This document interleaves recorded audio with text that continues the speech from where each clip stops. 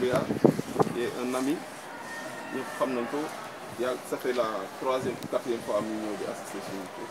Donc pour le mettre dans le bain, il y a assistance avant de démarrer. Monsieur Doumbia, vous avez la parole pour les salutations du voyage. Merci mon cher ami. Bon. Enfin, je suis vraiment heureux de me retrouver encore parmi vous. D'abord pour la belle chose que vous êtes en train de faire et dont j'en fais partie maintenant. Et ensuite dire que bon, c'est à travers ces rencontres que nous pourrons vraiment quand même mettre en place quelque chose de grand qui pourra peut-être être connu par tout le monde. Et il faut nécessairement qu'il y ait un commencement. Et dans ce commencement aussi, on a senti qu'il y a une certaine audace. Et cette audace-là, vraiment, si nous la conjuguons ensemble, moi je pense que nous pourrons, d'ici quelques temps, vraiment être incontournables dans le milieu littéraire. Ce qu'il faudrait, c'est tout simplement y croire, comme vous y croyez, mais aussi essayer d'aller un peu plus loin.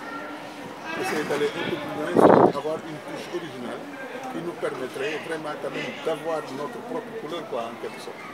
Et je pense que vraiment, ce sont des rencontres comme celle-là, dans lesquelles les gens se partagent vraiment, voilà. Et... Mais comme on a l'habitude de dire, c'est juste quelques informations qui sont ramassées sur vous, c'est juste sommaire, un résumé qui va être lu par PDGO.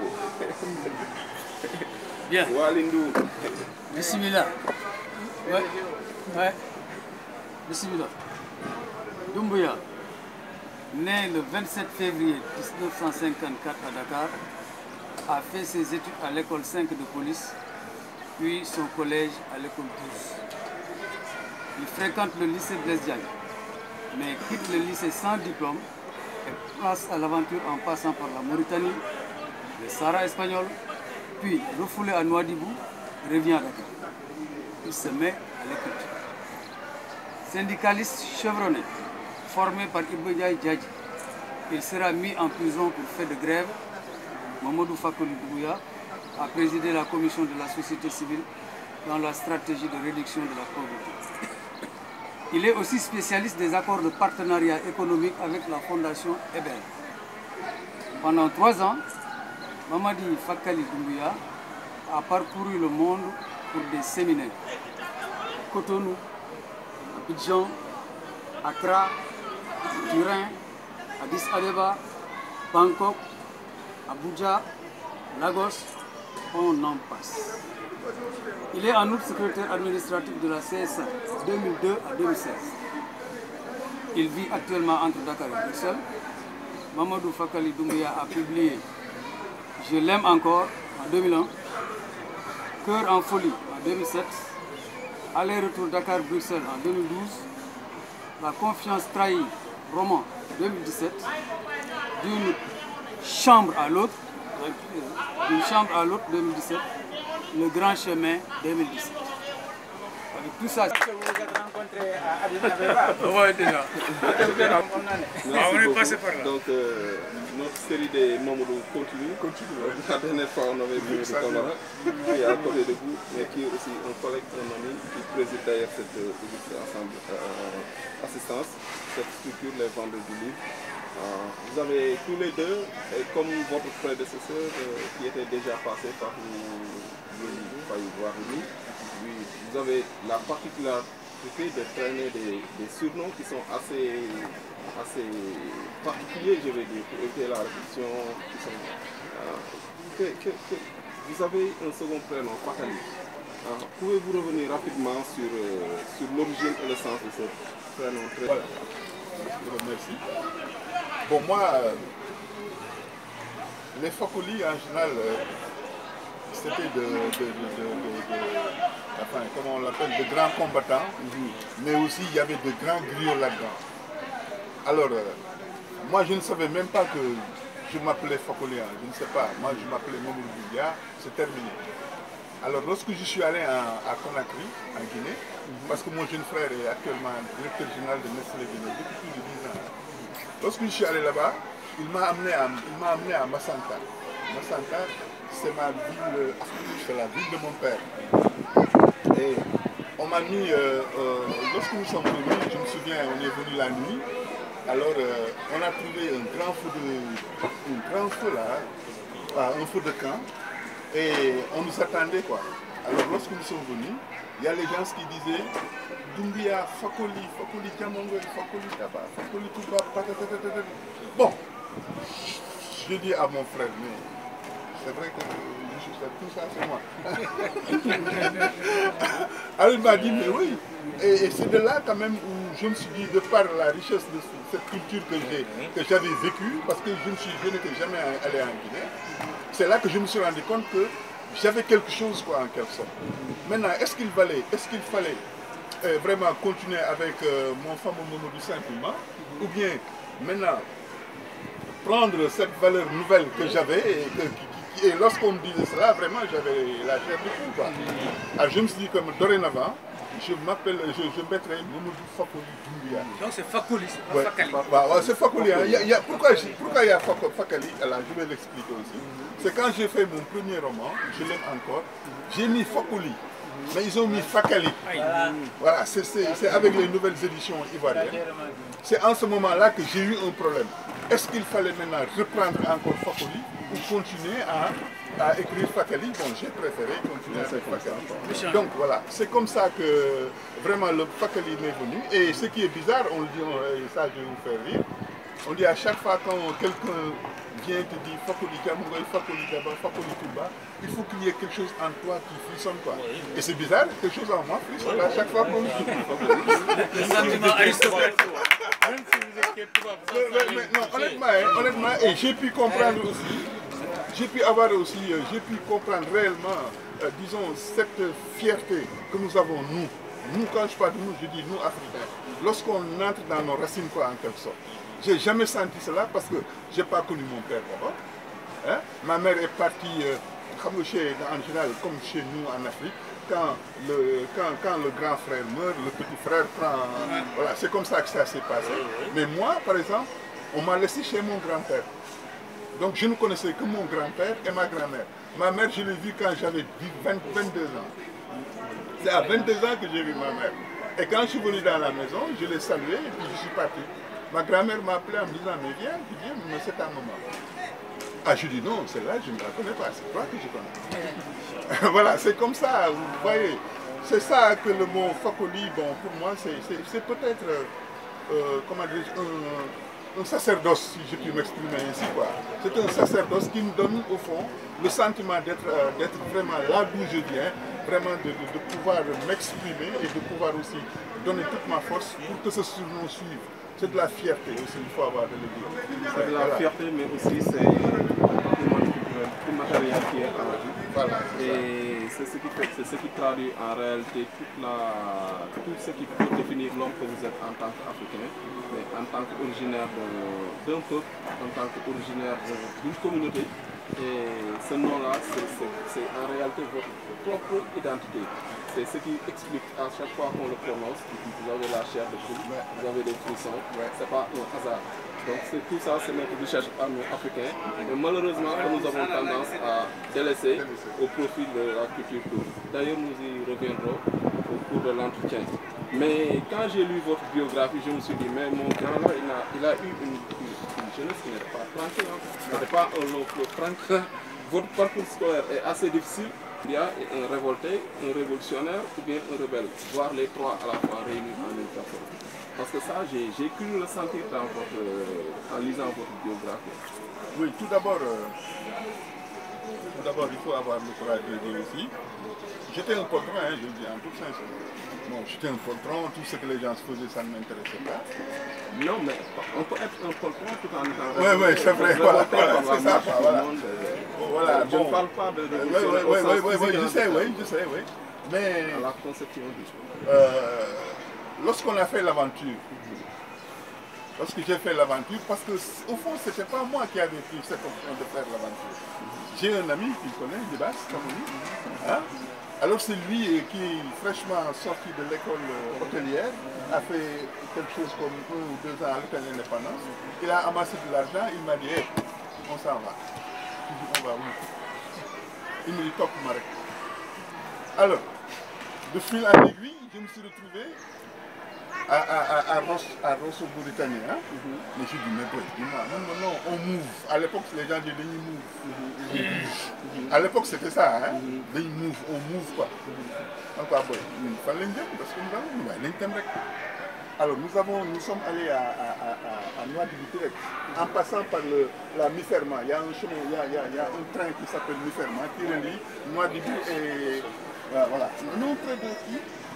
Près de Minerai. Près de Minerai, voilà, c'est ça. Donc, nous sommes venus là-bas.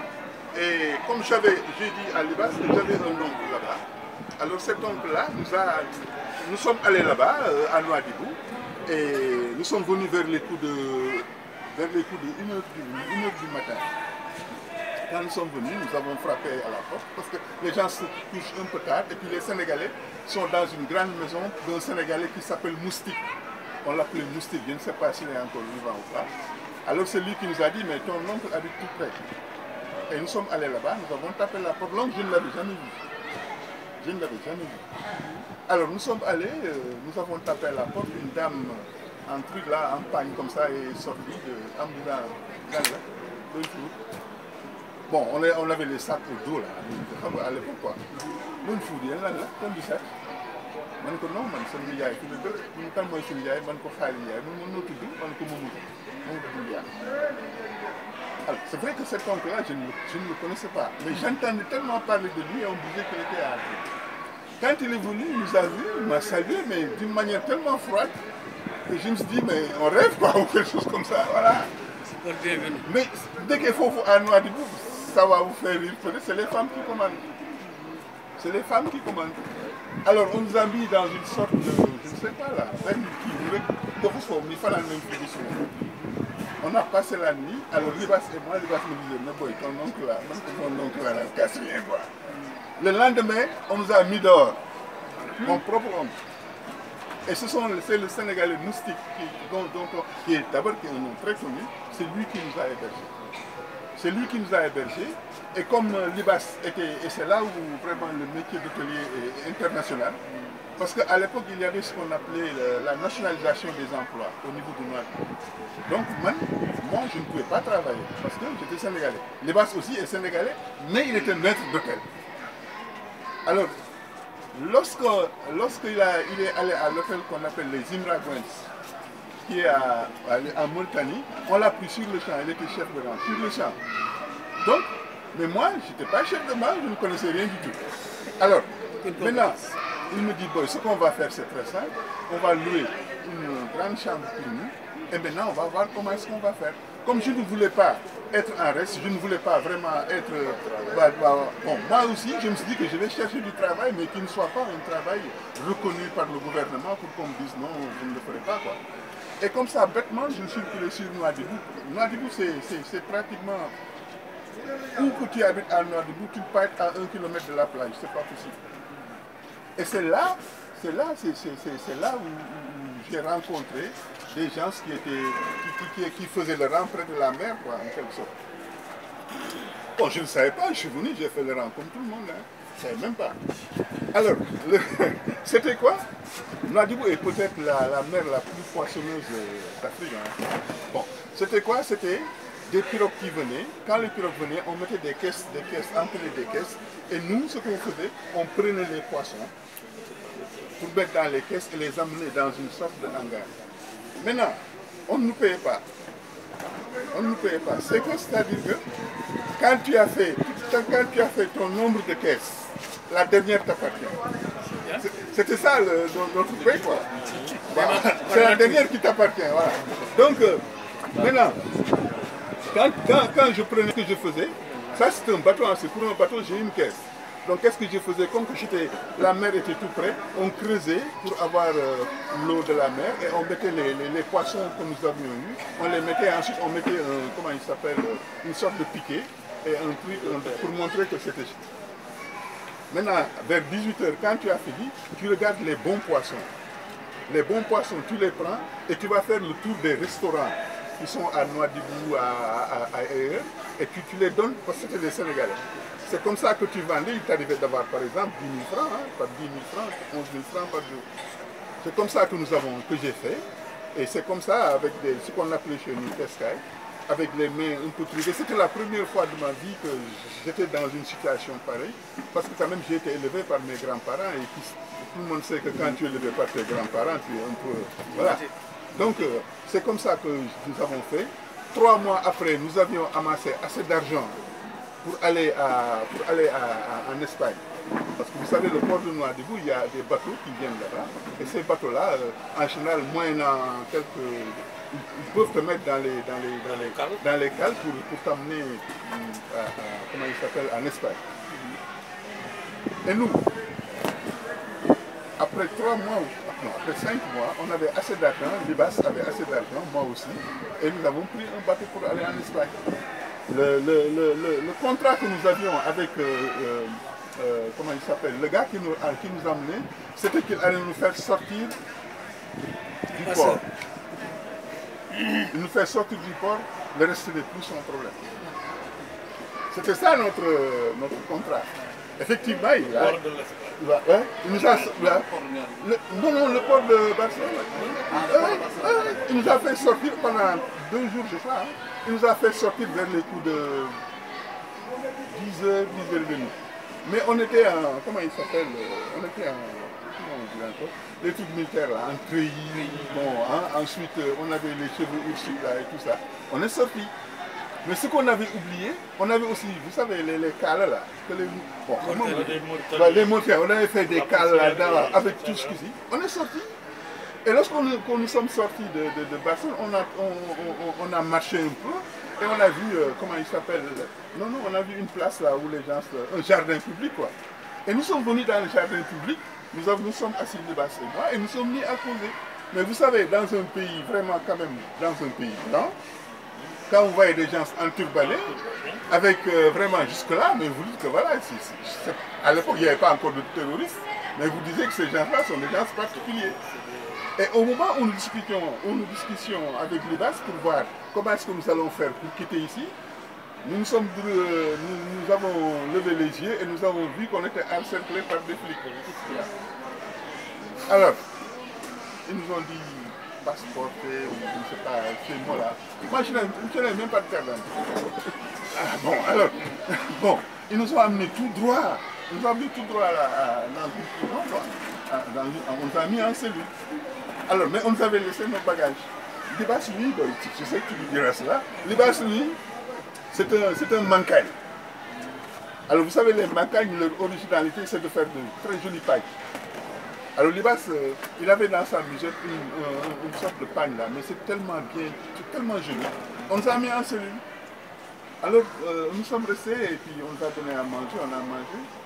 Alors, j'ai dit à Libas, cette fois-ci, c'est le sommeil, nous menons attention.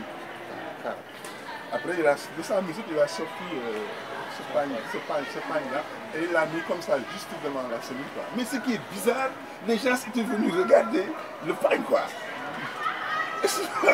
Alors, il me dit, si on a de la chance, on va sortir. Effectivement, et là, je le loue aussi. Lorsqu'on l'a appelé pour le pagne, qu'est-ce qu'on peut faire avec, et puis qu'ils étaient d'accord à ce qu'ils sortent en laissant le pagne était d'une valeur, hein, c'est vraiment ça, il faut le dire. Il a dit qu'il ne sortirait pas sans moi. Alors il a dit que non, si je sors, c'est avec lui. Les gens n'ont pas voulu, c'est comme ça qu'on nous a retournés à Nouadhibou. Alors nous sommes venus à Nouadhibou, on n'avait plus envie vraiment quand même de recommencer quoi, parce que c'était trop dur. Et nous sommes venus au Sénégal. Quand nous sommes venus au Sénégal, j'avais déjà cessé mes études. Moi j'étais juste en troisième, hein, je n'ai pas fait autre chose. Bon, parce que c'est comme il avait de l'argent, il y avait au lycée de Diagne, les gens... On se rend compte qu'il y avait beaucoup de difficultés à votre niveau, à l'école, parce que certainement vous n'aimez pas certaines matières. Mais est-ce que la lecture vous a un peu sauvé, parce que ça semble avoir été un refuge pour vous? Oui. La chance que j'ai eue sur ça, c'est que mon grand-père était un cuisinier international. Il avait fait la guerre 39-45. Ensuite, il avait vraiment quand même, il avait vraiment une compétence, une doigté en matière de cuisine extraordinaire. Lorsqu'il est venu au Sénégal, rapidement il a été embauché par l'ambassade de France. L'ambassade de France à l'époque, et comme cuisinier. Et c'est là, où j'ai commencé à embraser, parce que je jouais avec les petits Français, et lorsqu'ils parlaient, je parlais, et puis c'est là où j'ai commencé à aimer la langue française. Et ensuite, on m'a mis au centre culturel français. Le même centre culturel français, j'ai fait plus de 10 ans au centre culturel français. J'ai raflé les livres. Et c'est ce qui m'a donné cette envie vraiment d'aimer la lecture, quoi. Moi je lisais, j'ai lu, je ne sais plus combien de livres j'ai lu, quoi. Est-ce que vous connaissez, comment ça s'appelle encore, est-ce que vous connaissez MC Solar? MC Solar, oui, je l'ai entendu, oui. Il avait à peu près le même parcours. Lui aussi, il trouvait les programmes scolaires très ennuyeux. On ne pouvait pas aller à l'école, il n'aimait pas. Donc il faisait l'école buissonnière, mais au lieu d'aller vadrouiller, il s'est réfugié dans une bibliothèque, il s'enfermait là-bas. Il lisait tout ce qui lui tombait sous la main. Mais c'est ça. Et ça lui a valu une très belle carrière de rappeur. Oui, parce que c'est l'une des belles plumes des années 80 aux années 90. Quand on parle de rap, d'écriture,